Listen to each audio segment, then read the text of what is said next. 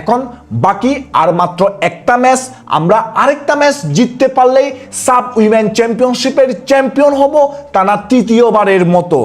আজকে বাংলাদেশ ভার্সেস নেপাল ম্যাচে অনেক কিছুই হয়েছে, তো আজকে ম্যাচ রিভিউ করতে গেলে অবশ্যই ম্যাচটার ব্যাপারে একটু ফুল ম্যাচের বিশ্লেষণ করা লাগবে, না হলে এই রিভিউটা অসম্পূর্ণ থেকে যাবে। আজকের ম্যাচের ফুল 90 মিনিট দুইটা ভাগে ভাগ করতে হবে। একটা হচ্ছে ঋতুপর্ণার প্রথম গোলের আগে, আরেকটা হচ্ছে ঋতুপর্ণার গোলের পরে। ঋতুপর্ণার গোলের আগে আমরা ছিলাম পুরাই ছন্ন ছাড়া, আমাদের ফুটবল বলতে কিছুই ছিল না। আমরা বল পাচ্ছি, মারতেছি, কারে মারতেছি, কাকে উদ্দেশ্য করে পাস খেলতেছি, আমরা যে আসলেই ফুটবল খেলতে গেছি সেটা বোঝা মুশকিল ছিল। আমরা মালদ্বীপ ম্যাচে যেটা করছি, আমরা ইন্ডিয়া ম্যাচে যেটা করছি, ঋতুপর্ণার গোলের আগে আমরা ঠিক সেটাই করছিলাম। ম্যাচের শুরুর 5-10 মিনিট যেভাবে নেপাল আমাদেরকে অ্যাটাক করছে, যেভাবে আমরা ডিফেন্সে ব্লান্ডার করছি, মন বলতেছিল আজকে হয়তো বা খারাপ কিছু হতে যাচ্ছে, এবং ঠিক সেটাই আমরা ঋতুপর্ণার গোলের আগ পর্যন্ত দেখছি আমাদের টিমের মধ্যে। তো মাঝে মাঝে যে আমরা একটা কথা শুনি, ম্যাচের মধ্যে একটা গোল অনেক কিছুই চেঞ্জ করে দিতে পারে, সেটা আমরা আজকে বাংলাদেশ ভার্সেস নেপাল ম্যাচে দেখছি। ঋতুপর্ণার একটা আউটস্ট্যান্ডিং গোল আসছে, অলিম্পিক গোল আসছে ডাইরেক্ট কর্নার কিক থেকে, এবং এই অলিম্পিক গোলের পরে আমাদের পুরো টিমের চেহারা 1% হলেও চেঞ্জ হয়েছে। এই ঋতুপর্ণার গোলের পরে যে এডিশনাল টাইমের সময়টা পাওয়া গেছিল, ওইখানে আমরা ভালো ভালো কয়েকটা অ্যাটাক ক্রিয়েট করি, ভালো ভালো কয়েকটা অ্যাটাক করি, যদিও বা ওইগুলো আহামরি ওইরকম চান্স ক্রিয়েট করতে পারি নাই, তবে আমরা অ্যাটাক জেনারেট করতে পারছি, যেটা আমরা ঋতুপর্ণার গোলের আগে করতে পারি নাই। এরপরে সেকেন্ড হাফ শুরু হয়, এবং সেকেন্ড হাফেও আমি বলবো আমরা ফার্স্টে ঋতুপর্ণার গোলের আগে যে বাজে ফুটবল, যে ছন্ন ছাড়া ফুটবল খেলছি, আমরা মালদ্বীপের ম্যাচে যে বাজে ফুটবল খেলছি, আমরা ইন্ডিয়ার ম্যাচে যে বাজে ফুটবল খেলছি, এর থেকে অনেক বেটার ফুটবল খেলছি সেকেন্ড হাফে ঋতুপর্ণার গোলের পরে। তবে আমি এটাও অ্যাকসেপ্ট করতেছি, আমরা ঋতুপর্ণার গোলের পরে যে ভালো ফুটবল খেলছি এটা আমাদের জন্য এনাফ না। আমাদের ফাইনাল জিততে হইলে, আমাদের চ্যাম্পিয়ন হতে হলে এর থেকেও ভালো ফুটবল খেলা লাগবে, এবং আমি বিশ্বাস করি আমাদের মেয়েরা এর থেকেও ভালো ফুটবল খেলতে পারে, যেটা আমরা এর আগের টুর্নামেন্টগুলোতে দেখছি। আজকের ম্যাচে আমরা অনেক কিছুই ভুল করছি, আজকের ম্যাচে আমাদের কিছু পজিটিভও ছিল। তো সব কিছু নিয়ে যদি আলাপ আলোচনা করি, শুরুতেই বলি আমাদের নেগেটিভ পয়েন্ট বা আমাদের খারাপ দিকগুলা। আমার মতে আমরা যে বাজে ফুটবল খেলতেছি তার অন্যতম রিজন হচ্ছে আমাদের মিডফিল্ড লাইন। আমাদের মিডফিল্ডে রেগুলার স্টার্ট করতেছে মারিয়া মান্ডা, তবে মারিয়া মান্ডা একটু অফ ফর্মে আছে। মারিয়া মান্ডা থেকে আমরা যেই পারফরমেন্স এক্সপেকটেশনে রাখি সেটা ডেলিভার করতে পারতেছে না, যার কারণে মূলত মিডফিল্ড আমাদের অনেকটাই ডেড।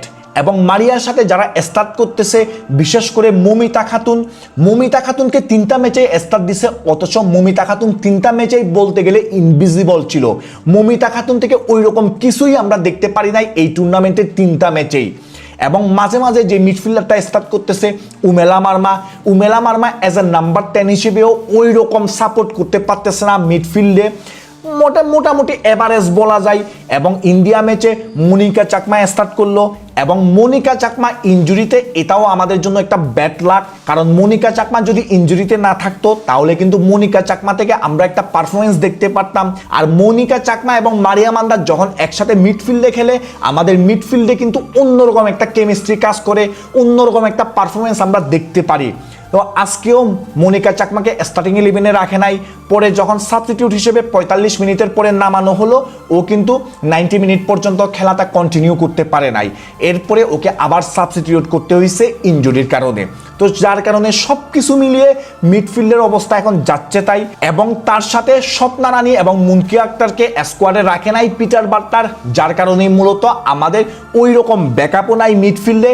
এবং মিডফিল্ডে আমরা আগে যে বল ডিস্ট্রিবিউশনগুলো করতাম, অর্থাৎ মিডফিল্ডের যে ম্যাজিকটা আমরা দেখতে পারতাম, সেই ম্যাজিকটা মিডফিল্ডে আর দেখা যাচ্ছে না, যার কারণে মূলত ফ্রন্ট লাইনে ওই রকম বল সাপ্লাইও হচ্ছে না, যার কারণেই মূলত আমাদের ওভারঅল যে গেম প্ল্যানটা থাকে ওইখানে ইম্প্যাক্ট পড়তেছে। আর আমাদের ফ্রন্ট লাইনে আজকে সৌরভী আখন্দ প্রীতি রাইট সাইডে স্টার্ট করছে, ওইখানে সৌরভী আখন্দ প্রীতিও কিছু করতে পারে নাই। গোলের আগে ঋতুপর্ণাও লেফট সাইডে অনেকটাই ডেড ছিল, ইনভিজিবল ছিল বলতে গেলে। আনিকা থেকেও ওই রকম কিছু দেখতে দেখতে পারি নাই। পরে অবশ্য সৌরভী আকন্দ প্রীতিকে চেঞ্জ করে শামসুন নাহার জুনিয়রকে নামানো হয় এবং এরপরে যখন ঋতুপর্ণা গোল করে এরপরে বল একটু সাপ্লাই যাওয়া শুরু করে এবং আমার মতে আমরা যে 3টা ম্যাচ খেললাম এই টুর্নামেন্টে 3টা ম্যাচের মধ্যে বেস্ট পারফরমেন্স ছিল আজকের ম্যাচে আমাদের শামসুন নাহার জুনিয়রের এই পারফরমেন্সটা যদি ফাইনালে ম্যাচ টাইম পাই বা যদি ফাইনালে স্টার্ট পাই ওইখানেও এরকম একটা পারফরমেন্স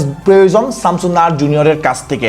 আর অনেস্টলি বলতে গেলে আনিকা রানিয়া সিদ্দিকী থেকে আজকে সেন্টার ফরওয়ার্ড পজিশনে আমার মতে সাগরিকার পারফরমেন্স অনেক বেটার ছিল। আমি জানি না আপনাদের কি মনে হয়, তবে আমার কাছে সাগরিকাকে বেটার লাগছে আনিকা রানী সিদ্দিকী থেকে।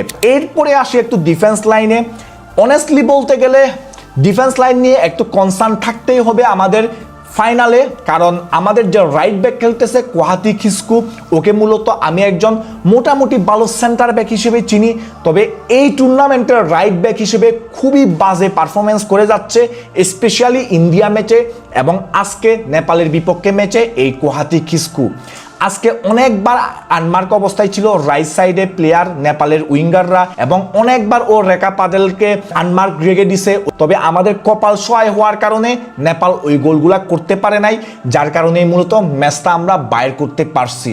তো এই ডিফেন্স লাইন নিয়ে নতুন করে ভাবা উচিত পিটার বাটলারের ফাইনালে কি করা যায়।